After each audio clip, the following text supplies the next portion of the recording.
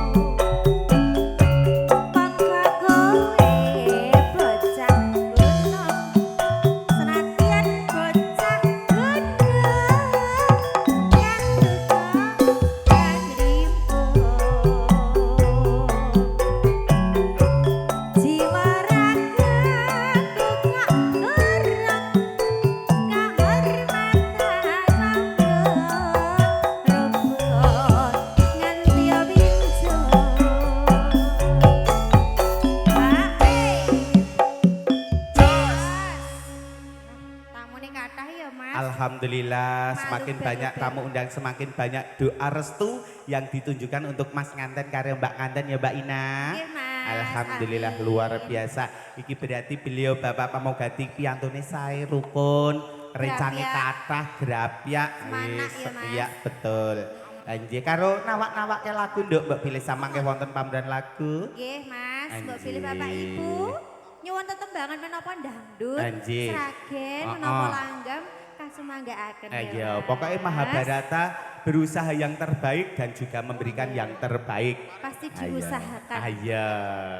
Anji, masuk ke alon-alon Mbak Ina. Ya, alon-alon ae ya, Mas. Heeh. Urip pana godha-gedhe aku betubeske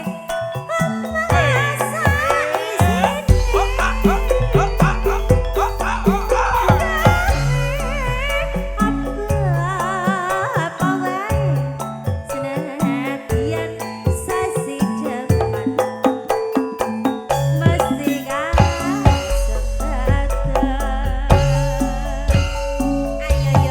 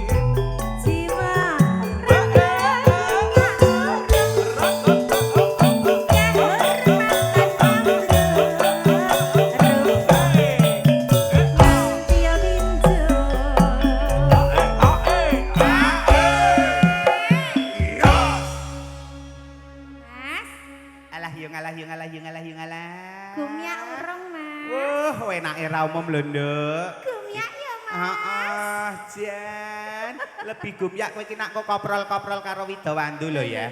Nah, kok lak yo ono sing glundung kene aku koprol. Pak Sugeng. Tak telas ya, Mas. Allah.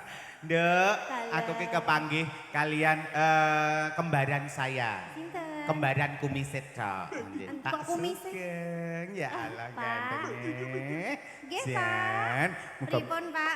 Maosipun sehat, Pak? Nggih. Alah, nggih pripun nek mboten nyawer to mriki. Ya konsep ta ya.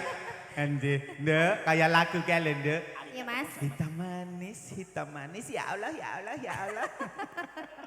Aja kaya ngono marai Aku suka pokoke jodoh lek golek sandang pangan nggih, Pak. Pinaringan Amin. sehat bagas waras. Amin. Amin. Masuk Ya, tembak Mas. ke, Nduk. Urip panah kota gede. Aku Siapa dia? tugaske ayo, Mas.